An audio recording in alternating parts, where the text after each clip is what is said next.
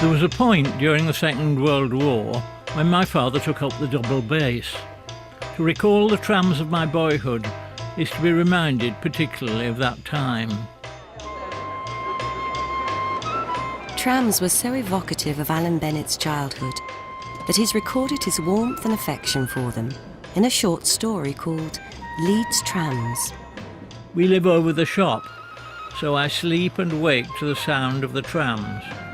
The trams getting up speed for the hill before Wheatwood Lane, trams spinning down from West Park, trams shunted around in the sheds in the middle of the night, the scraping of wheels, the clanging of the bell. For a century, from the 1860s to 1960, trams were a familiar feature of Britain's roads. They opened up new places to live, new possibilities for work and opportunities for leisure, and they became synonymous with seaside holidays.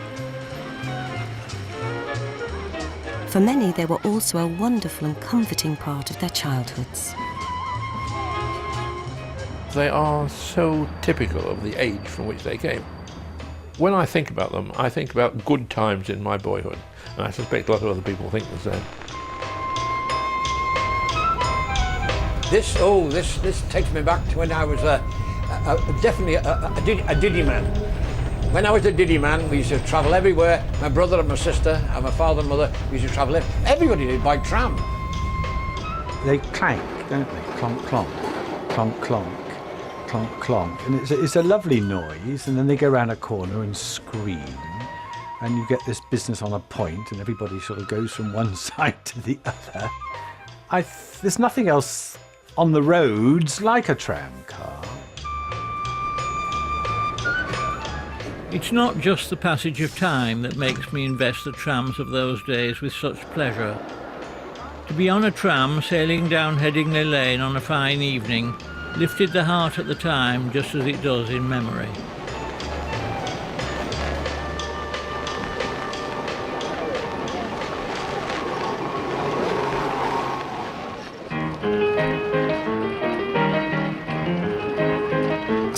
Years ago, the only form of passenger transport was horsepower. But it wasn't a smooth ride. In the days of unmade, uneven roads, a horse bus was a far from comfortable experience. Horse buses often had a problem actually going down some of the roads because of the potholes, because of the mud. You would need sometimes 4 to 6 horses to pull a horse bus, which didn't actually carry that many people. The clue to the way forward lay in a system of rails and horsepower, first used to move limestone between Swansea and the Mumbles. If you were to lay a rail down, which was the original idea with tramways, that you would lay a hard surface in a soft road, you could actually use fewer horses and carry more people. This same technology was adapted to carry tourists on horse-drawn carriages. The system was ingenious, and the world's first tramway opened in South Wales in 1807. But with Welsh modesty, it went almost unnoticed. It took a bold and brash American, the appropriately named George Francis Train, to get the whole of Britain on the right tracks. He's what we might call a transport mogul now.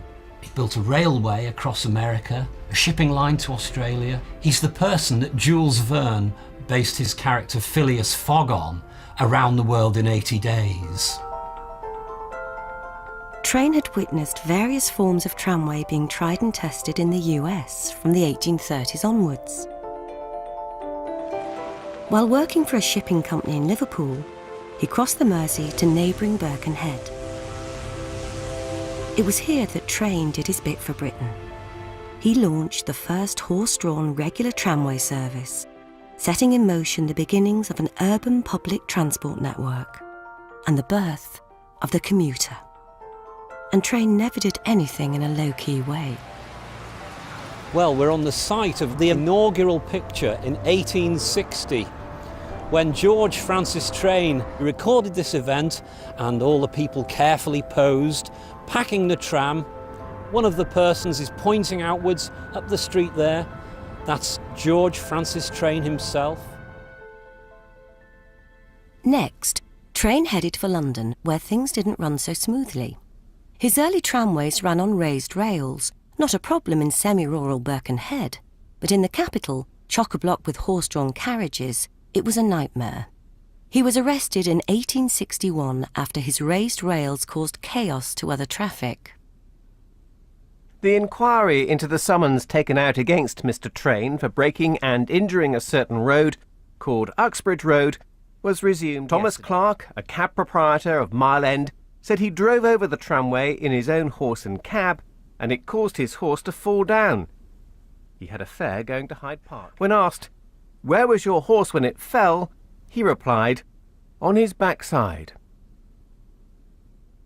The problem was overcome by dropping the rails to the level of the street, and by 1870 Train's tram was back in business.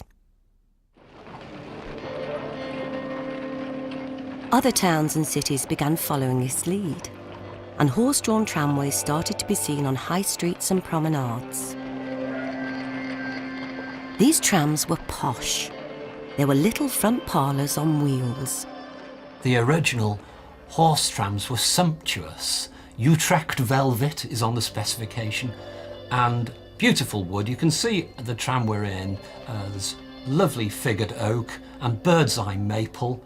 3/8 a foot that cost, by the way. Early trams had a complex way of turning round at the end of the line. Being long and cumbersome, this clogged up the middle of the busy, bustling urban centres. Dual-ended trams that didn't need to turn round eventually solved the problem and were quickly pressed into service.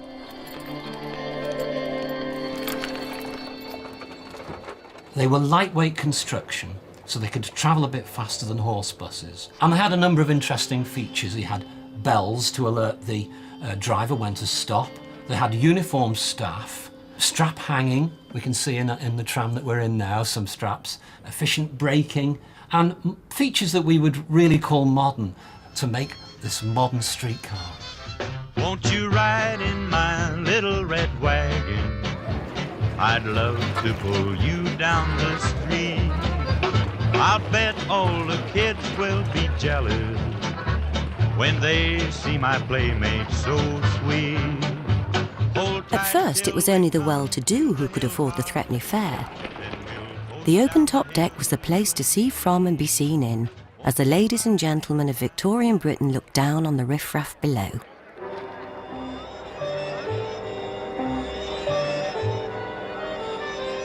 It would be many years before tram travel would be available to all,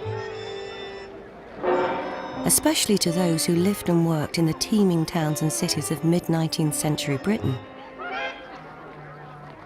Overcrowding was particularly hard on the poorest in slums, which heaved under the stench of filth and vermin. Sickness was rife. For them, there was no way out. The working poor hardly moved from area to area at all. All they could do was walk. There was no real capacity for walking or incentive to walk. There was nothing to go to except the local public house, so people remained very, very set in their own locations. Pressure would only start to be relieved by the exodus of the middle classes, who were first to escape. They began moving to new houses on the outskirts of towns. To serve their transport needs, a citywide integrated transport system was needed, and it would take a young Bristolian, George White, to help make that happen. My great-grandfather, Sir George White, was a self-made man. He was the son of a painter and decorator and a lady's maid, and he was born in Bristol in 1854. George White was one of the most influential figures in Britain's tram history. He left school at 14, joined a local law firm as a lowly office clerk, and learned all he could by reading the law library.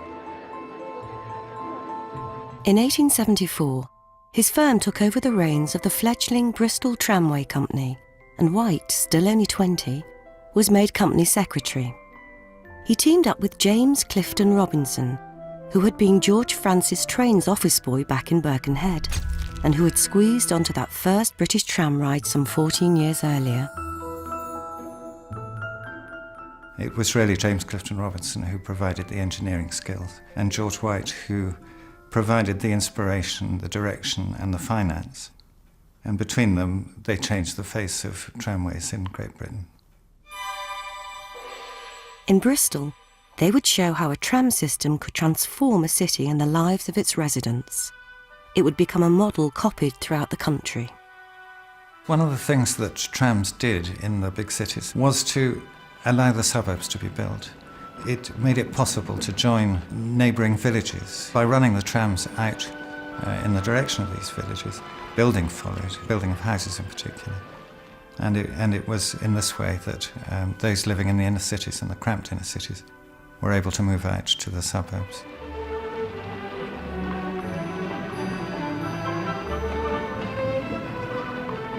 Trams played an important part in the physical expansion of towns and cities, which finally had room to breathe.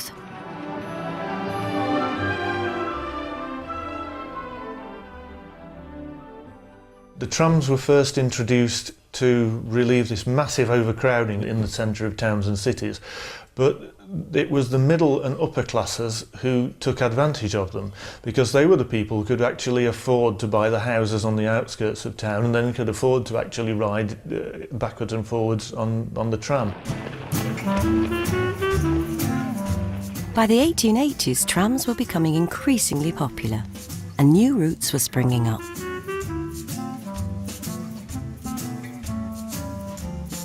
Lifelong tram enthusiast Peter Davey has his own bijou museum in his up and over garage. It's filled with artefacts charting Bristol trams over the years and includes route signs for many of the local districts. These are the boards that go along on the side of the tram, so you know what route you're on, and the lovely gold hands on the end. I've got quite a good set here. Dad bought these a penny each when they were scrapping the trams. They've all got two routes. This is Westbury and Tramways Centre, and of course on the other side up you've got Zetland Road to Old Market, you see, so that could be used on any two routes but a different colour. For Alan Bennett, there is a greater significance in the link between suburbs and route numbers. The route numbers had a certain mystique, the even number slightly superior to the odd, which tended to belong to trams going to Gipton, Hare Hills or Belle Isle, parts of Leeds where I'd never ventured. And Kirkstall will always be 4, just as Lawnswood is 1.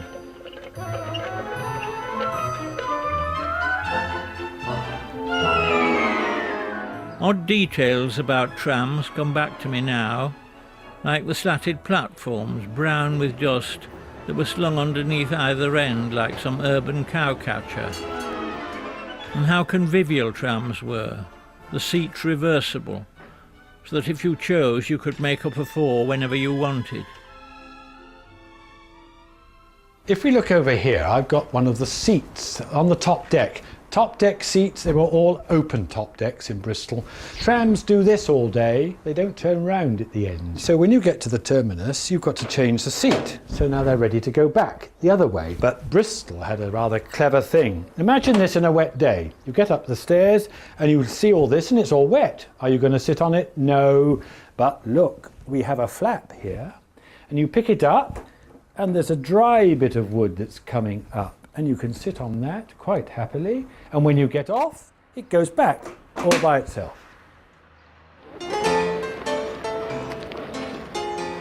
As new tram routes emerged, the number of horse trams on Britain's streets multiplied at a galloping pace. And more horse trams meant more horses. Horses and other animals became almost as common on the streets as people, and the smell in the cities often resembled a farmyard. A horse deposits 30 pounds of poo per day. It also wheezes out 2 gallons of urine. In Liverpool, they had 400 horse trams, and for every tram they had 14 horses. You can just imagine the vast piles of poo, basically, that built up in towns and cities. And there have been some academic papers written which directly link the horrible conditions and the amount of dung on the road to infant mortality in inner cities. And so it was a massive problem. It wasn't just a poo problem. Horses were expensive.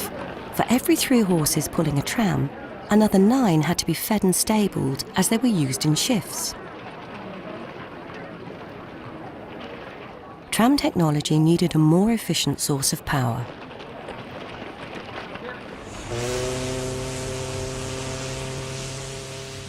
Steam was the next choice. Steam-powered ships and locomotives were commonplace in Victorian Britain, with over 10,000 miles of rail track running between major cities. But when steam-run trams huffed and puffed into the urban centres, they caused a lot of hot air. People believed that if they were running through the streets, they were terrified of the noise they made, they didn't like the fire, they believed they'd blow up, they'd frighten horses, and they'd kill people. The public didn't like it very much because they all got on white and they all got off black, and it wasn't the best of movements. Steam had its uses in Britain, but steam trams never took off. Richard Tanguy, who made steam engines, actually said, "Thus was the trade in quick-speed locomotives strangled in its cradle," which is a marvellous turn of phrase. But a new power was available: electricity. Electricity was a phenomenon that few people had experience of and even less understood. At the start of 1881, the first electricity generator was installed in Britain. Within just 4 years, the first electrically powered trams would be running. But as with horse and steam power before, the transition to electric trams wasn't going to be problem-free.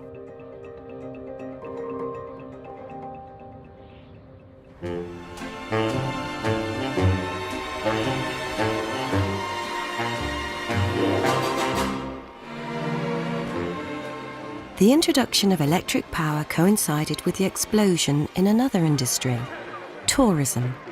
It was time to pack a bucket and spade and head for the seaside. And it was in Blackpool that the first electric street tram was launched in Britain.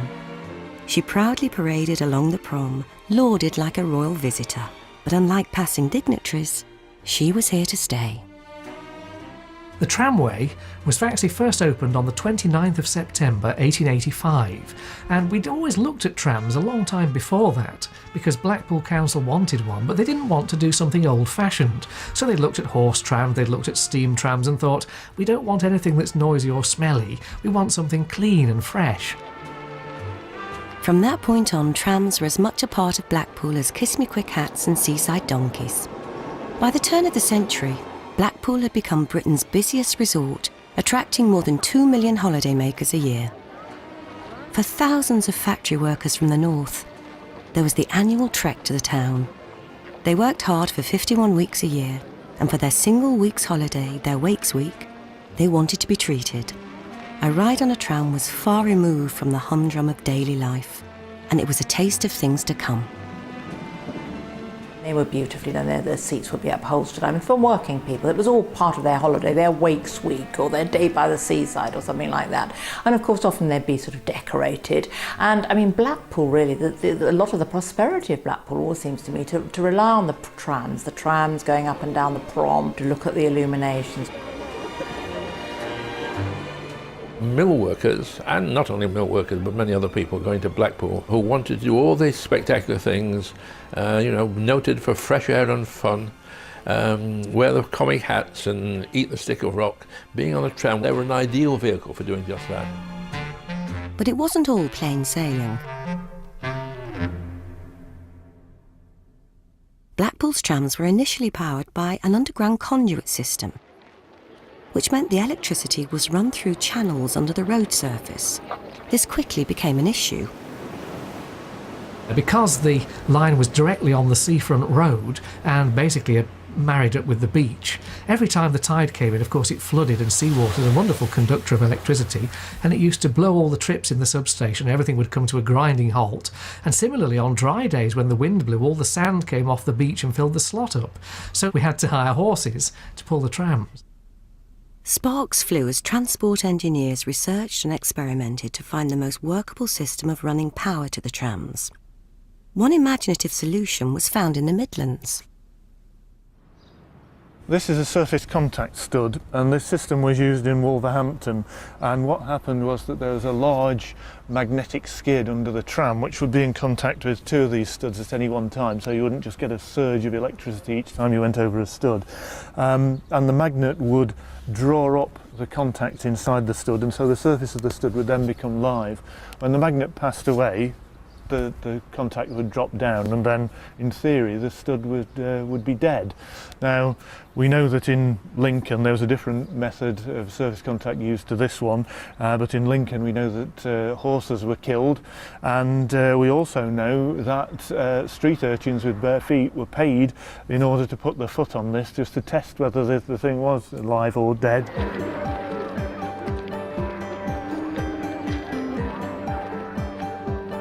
Apart from the danger to street urchins, this wasn't the long-term answer.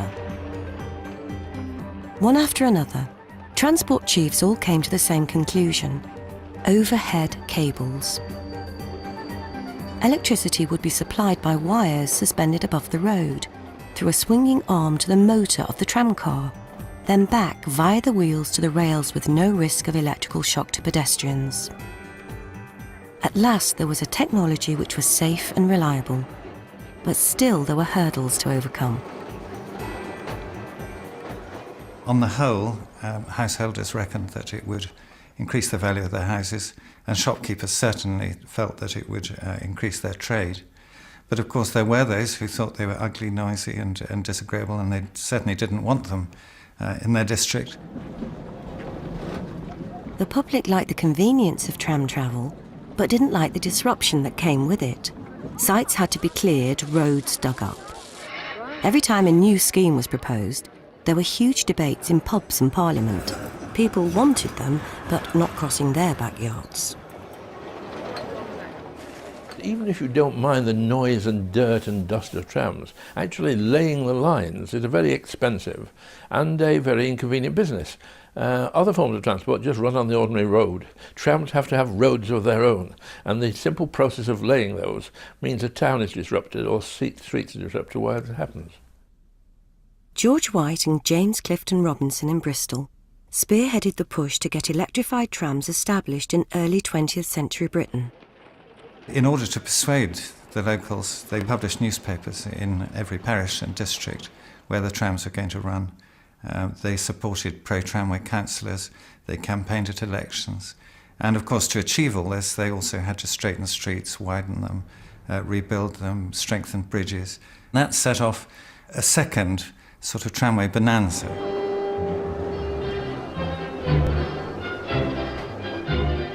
As White and Robinson extended their empire all over Britain, new corporations and entrepreneurs also saw transport as a way to capitalise on this spirit of inventiveness.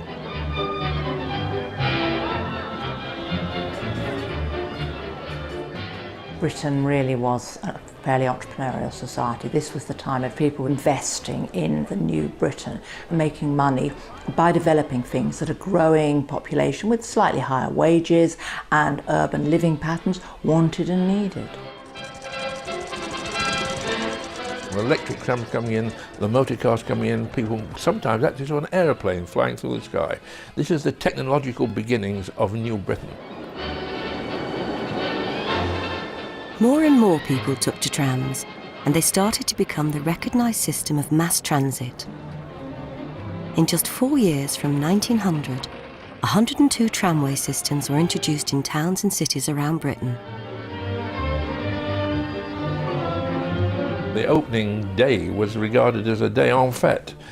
In London, the Prince of Wales presided over an extension of the tram system by standing with his hand on the lever. It was said in the newspapers that he didn't actually drive the tram. That wouldn't have condescended to drive it, but he stood there with his hand on the lever while he was photographed. tram company produced penny tickets, which were called the Prince of Wales tickets for the inaugural day, with the Prince of Wales feathers on the ticket. Trams became fashionable. Trams became things which were desired by all the citizens down to Britain.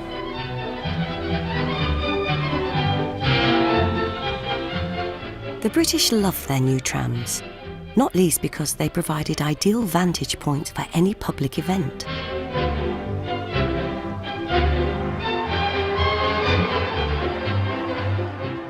This is a very typical British tram of the era. You can see even the backs of the steps have this pattern work on. Now, there's absolutely no need for that sort of thing. It was just the pride in the vehicle and the corporate and civic pride, because it must have taken quite a lot of time and quite a lot of money to actually decorate the vehicle in this way.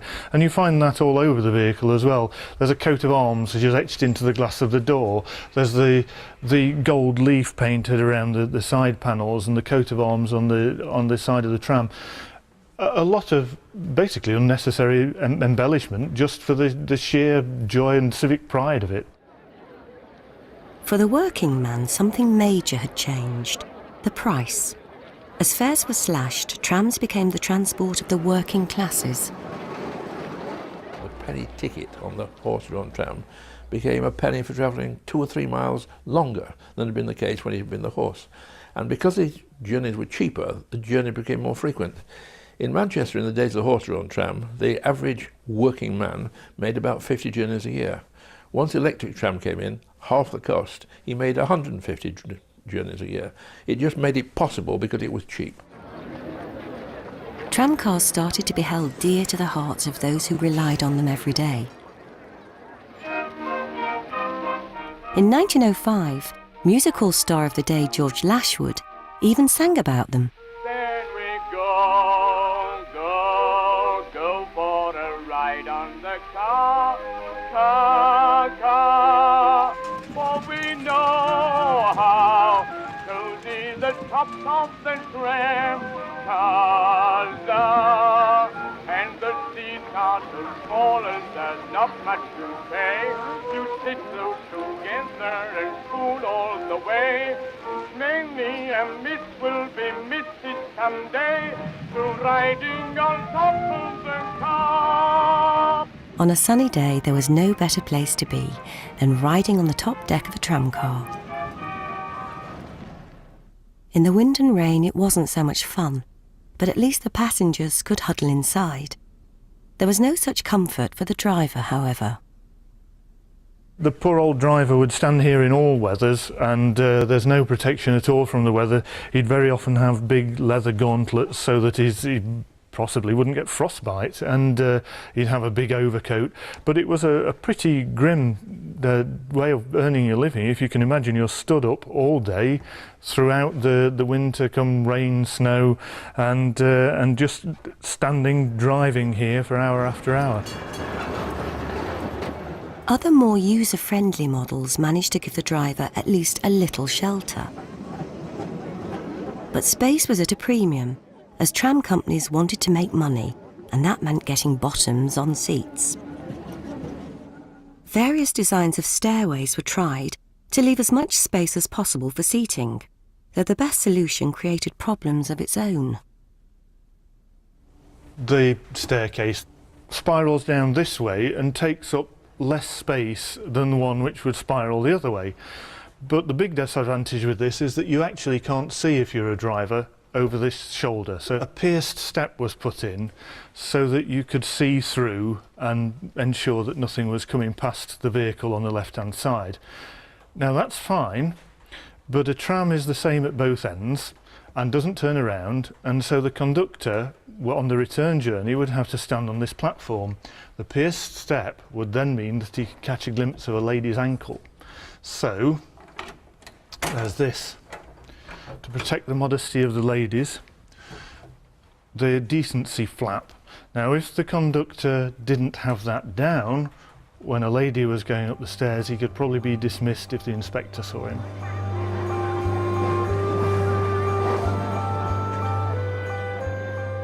Yet times were changing, and attitudes were about to be challenged. During the First World War, 5 million men were conscripted or volunteered to fight in the trenches. And almost overnight, the role of women changed. Women were needed everywhere to keep Britain running, including on the trams. The female tram conductor, or conductress, the clippy she was called in London, was regarded with some doubt and disquiet at the beginning of the First World War. But it was thought rather inappropriate that ladies, or women who aspired to be ladies, should climb the stairs, should shout out, "Any more fares please, no more room inside, pass right down the car." This wasn't the sort of thing that the female sex should do. At the start of the First World War, there were something like 18,000 women employed in various forms of transport across the country. By the end of the First World War, it was something like 117,000, so it had increased hugely.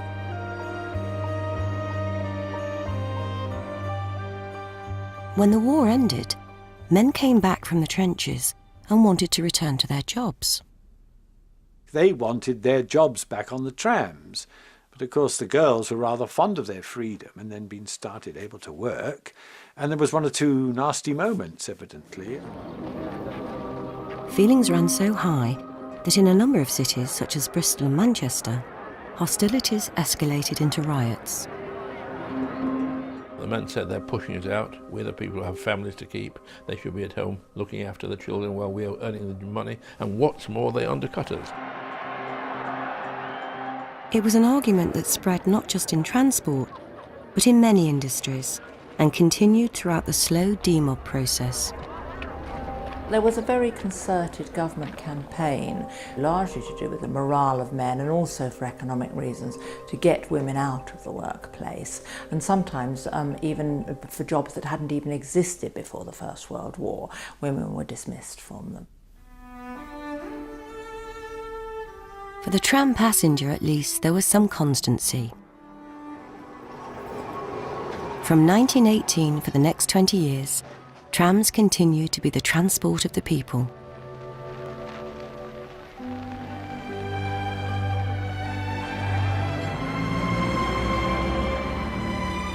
They began to have a more uniform look. The open balcony backs and fronts were now enclosed so people could be packed on board whatever the weather. They were solid, reliable, and dependable in a changing world, which included a depression and another war on the horizon. The face of Britain was being modernised, and the tram was witness to it all.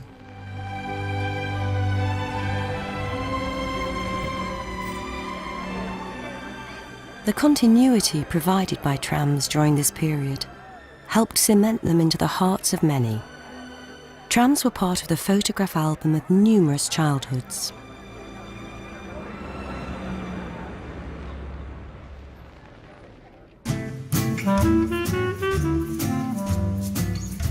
Comedian Ken Dodd was born in the 1920s, and trams were a part of his everyday life.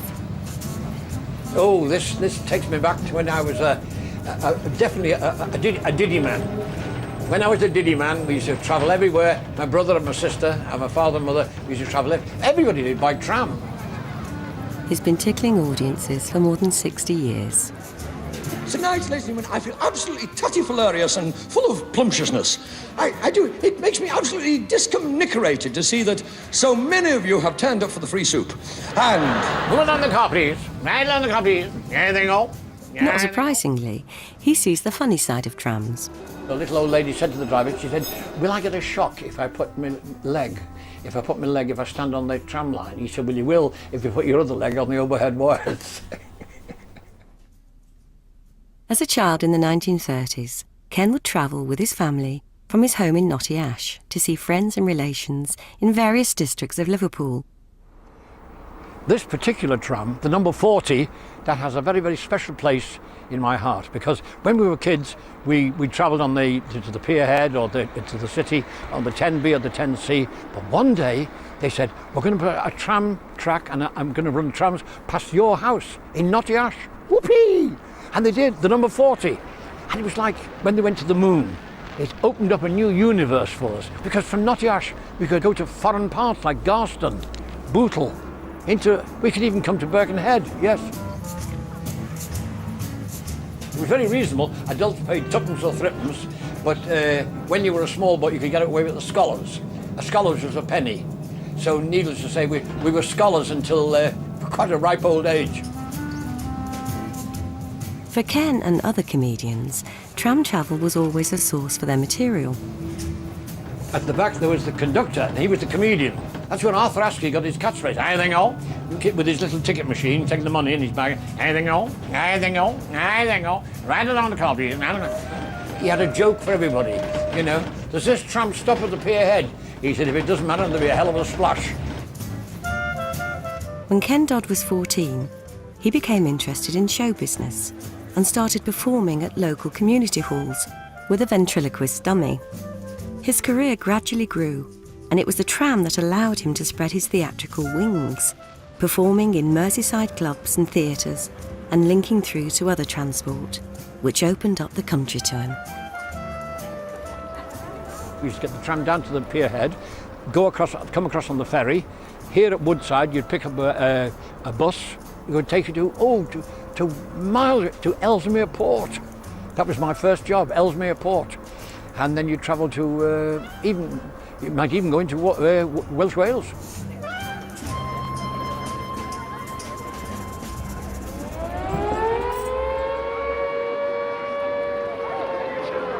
Ken launched his amateur career at the outbreak of the Second World War.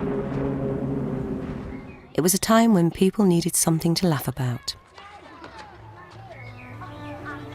It was also a time when the trams helped keep Britain running and became etched in the memories of many, including Alan Bennett.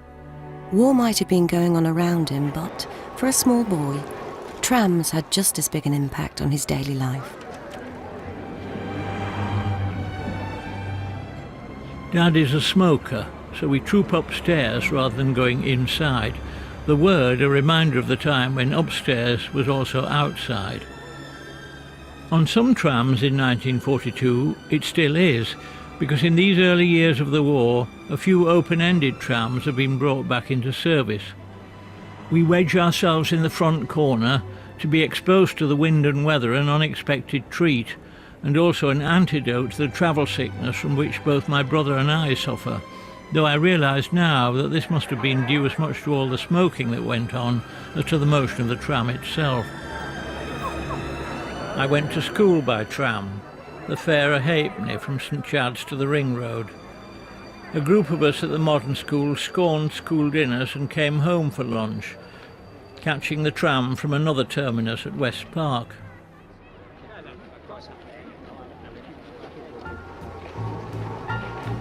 For Roy Hattersley, born in 1932, thoughts of trams take him back to his wartime boyhood in Yorkshire. There was a great movement at 7:30 in the morning, boys and girls going to different schools. And what we all wanted to do is sit in the bay, which was a circular set of seats in which 8 or 10 people could sit. So there was a great scramble in the morning to get upstairs and get into the bay rather than an ordinary seat.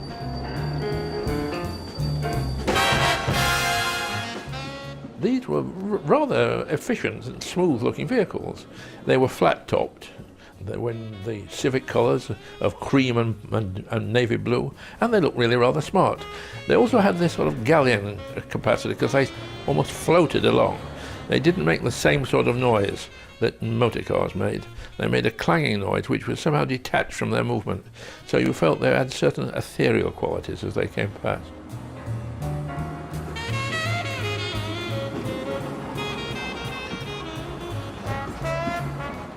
While some areas like Hattersley Sheffield brought in more modern, streamlined trams, other places like Bristol hardly changed their fleet at all, and that was part of their appeal. Peter Davey inherited his lifelong passion for trams from his father. When they spotted a new tram, the design was the same as it had been nearly 40 years earlier. And he used to say, "Come on, my boy, I think there's a new tram around. Do you want to come with me?" You know, so I would go. One or two made a different noise. And he said, yeah, well, you're right, quite right, because that one was made by a different company to that one. It was an experimental one and things like this. So then I got interested into them and I used to write the numbers down. Bristol was unusual in that its tramcars remained open-topped, a standardised fleet, unaltered from its original 1900 design.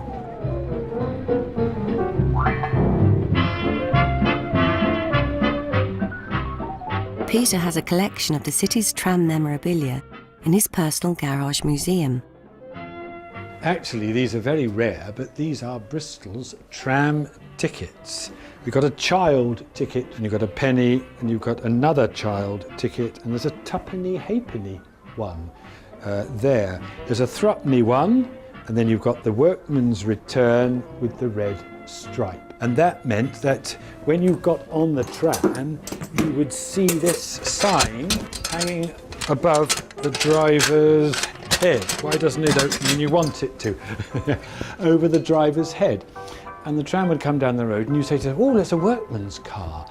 That means I can go back with the same ticket, because he will issue me one with the red stripe. So you put it in your pocket and kept it. On the other hand, if he didn't like the look of you, well, he could turn it over, couldn't he, you know?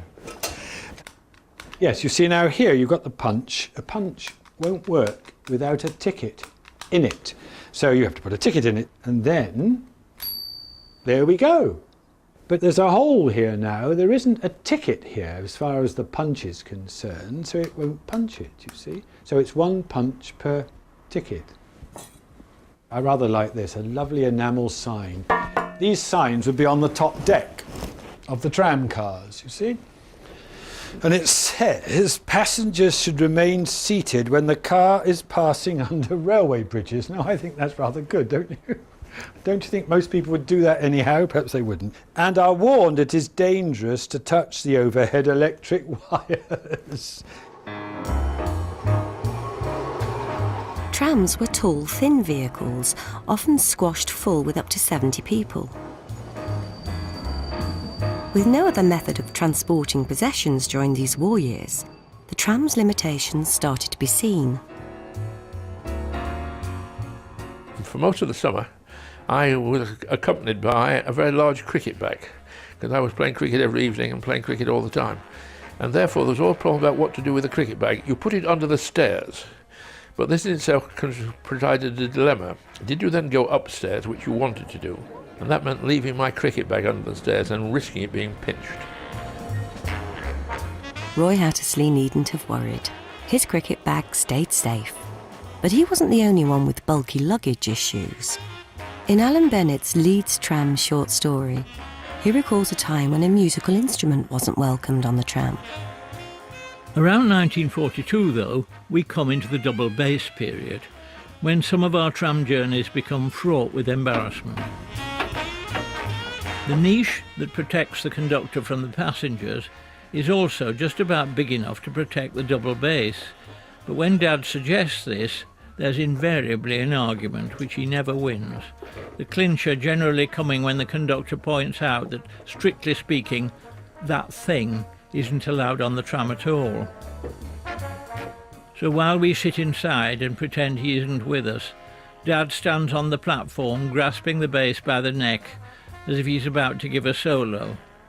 He gets in the way of the conductor, he gets in the way of people getting on and off, and always a mild man. It must have been more embarrassing for him than it ever is for us.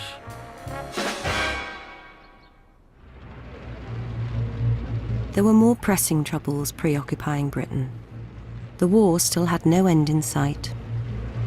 Everyone had to be prepared, and even trams were used for training. In this film from 1944, Home Guard troops practiced how they would tackle an incendiary hit on a tram. As the bombs rained down at night, trams kept running through the streets, their rigid routes enabling them to travel in darkness, but not without danger. During the war, of course, trams were a very popular form of transport, but they were also could be a lethal one, because with the blackout, of of course, you often couldn't see a tram coming, and they were known as the silent killers, because at least if a lorry or a horse and cart or something came, people got warning of it. And in the first 6 months of the war, the death rate of pedestrians doubled. I mean, it was 100% more than it had been in 1938, and trams were some of the culprits of this rise.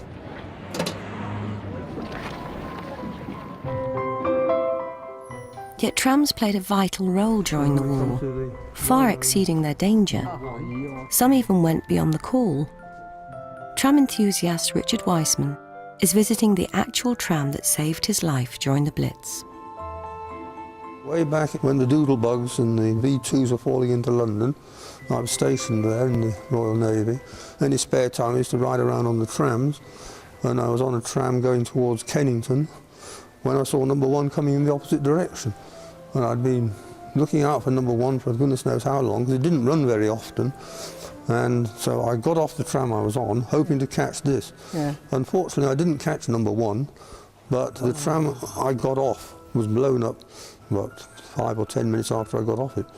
So number 1 is very important. Better give it a stroke. Give it a hug. There you are. Trams have always been an integral part of Mr. Weissman's life. He even worked on them in Glasgow while a student. Your life varied immensely and was full of good humour. You were on a very early tram at about 5:30 in the morning, because your only passengers would be postmen going up into the city. If there was a football match at the Celtic ground, you would speed up to go and get past it before the crowds came out. Oh, so you took your chances on that sort of thing. The only difficult times possibly would be late at night, when 1 or 2 inebriated Glaswegians would get on, and you had to cope with them. Only one occasion we got to Moss Park Terminus, and the gentleman was completely flat out, so we took him off the tram, laid him on a seat. He wasn't there the next morning, so presumably he got back home again. Now Glasgow, of course, was the greatest system, probably, in my opinion. Richard Weissman's a bit of an old romantic. He proposed to his wife Anne within a month of meeting her 55 years ago, but she's the first to admit there's always been a third presence in their marriage, the tram, and she's had to share his affections. When they travelled to Scotland for their honeymoon, it wasn't just for the scenery. I thought it was rather strange we were going to stay in Glasgow overnight, because it's not the first place you think of when you think of a honeymoon. As soon as you get into Glasgow, you were aware of the trams. They were everywhere, Huge system. And he was in dreamland, And so we spent the day going round Glasgow, and he was very naughty. He asked me to go to this dreadful terminus. And then we went on another one. Can you imagine? We just went round the tramway places. It was pouring with rain, wasn't it? Was it? I can't remember. I was too busy looking at you. Picture of me with it. And the tram, of course, charmer.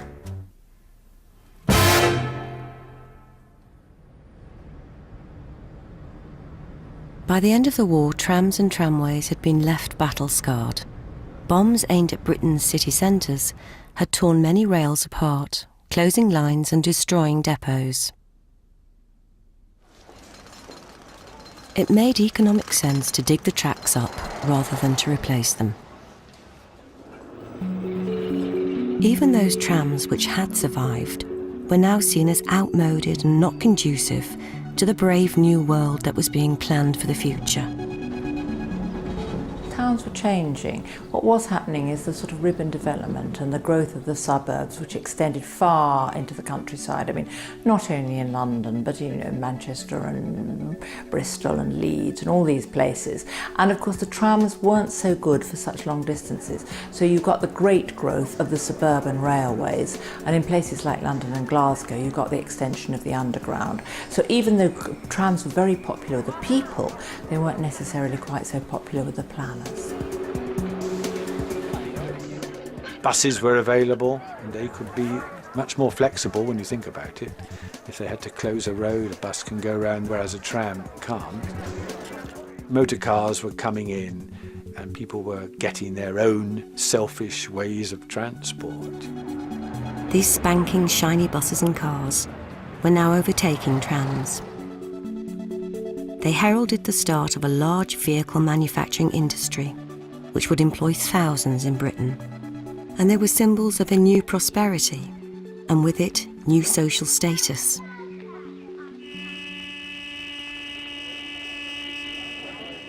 Trams were what the working classes travelled in.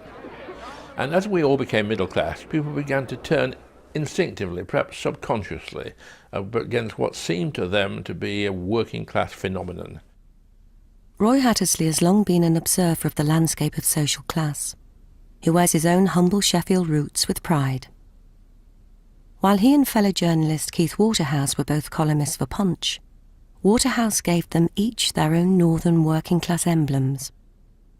Keith said, look, let's come to an agreement. You can have trams and I'll have cloth caps. And this was because he was implying, I think quite rightly, that the tram, like the cloth cap, is resonant in people's minds of industrial north of England. Assume the position? Oh, I shall assume the position of The driver. late author never lost his affections for the working class transport of his boyhood, and fulfilled an ambition when he got to drive one. So, this one forward, right? Yeah, at the same time. You don't have to press it down or anything like that. There's no. nothing, just pull it towards you. I can do that, can't I? Yeah, you can I can do that. Yeah, oh, you can manage that, toad yeah. of Toad Hall, right. That way. And one, and two, and three, and four. Four. And. That's it.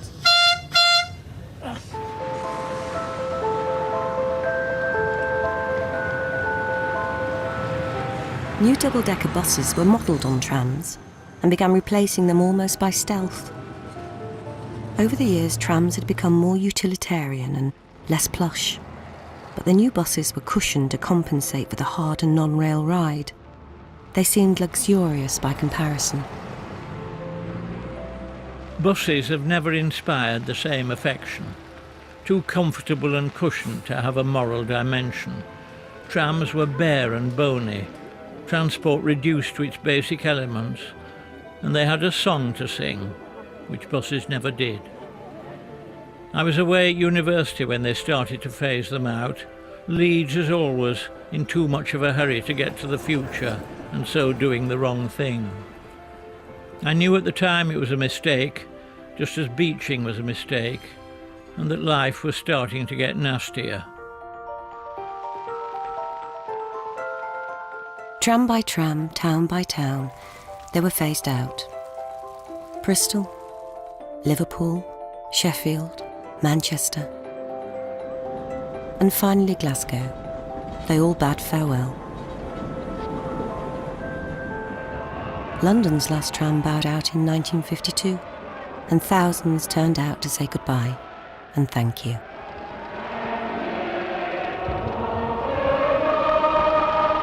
And so, in the name of Londoners and London transport, I say, goodbye, old tram.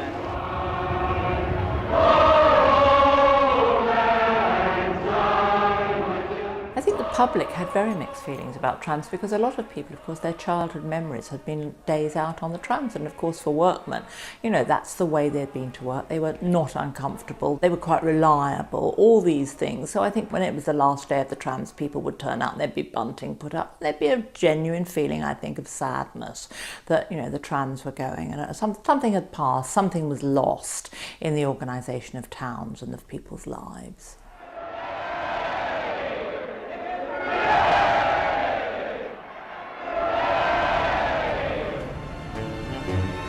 Every urban tramway closed in Britain, except Blackpool, home of the first electric tram back in 1885.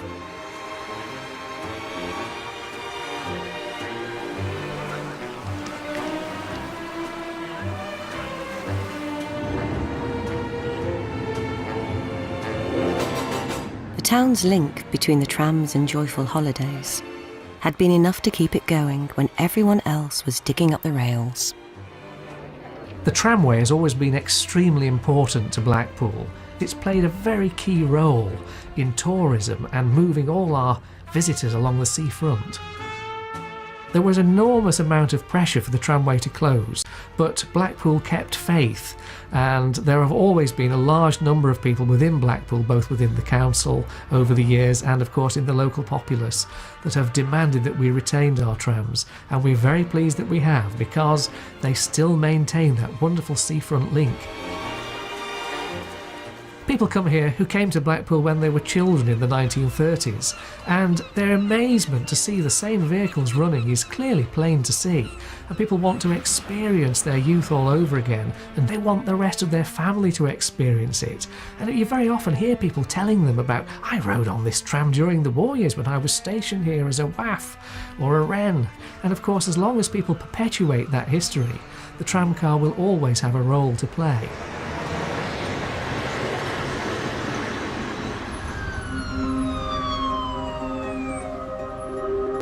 In fact, with today's choked traffic and rush hour chaos the worst it's ever been, trams have been making something of a comeback. I think more recently planners have begun to realise how disastrous cars are in cities, how in fact the traffic jams have become insupportable and not only extremely irritating, but they are economically disastrous when you get these complete gridlocks.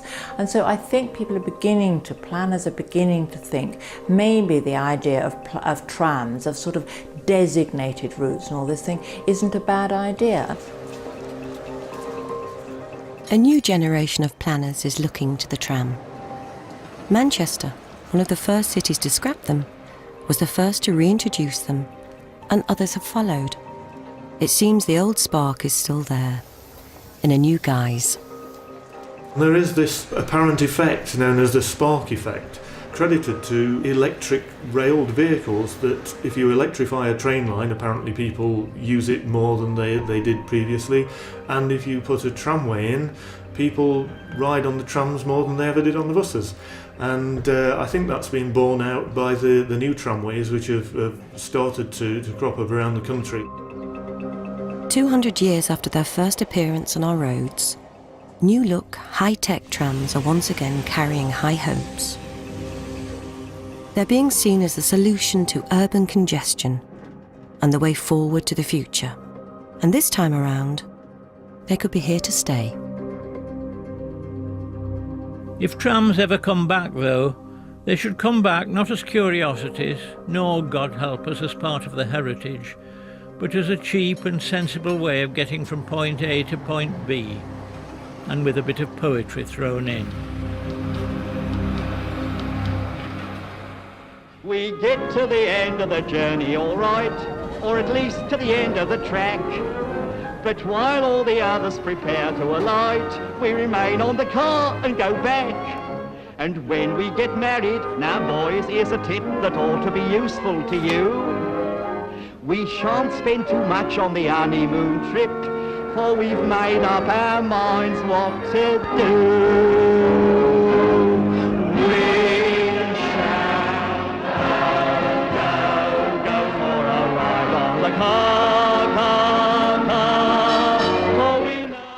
Still to come here on BBC4.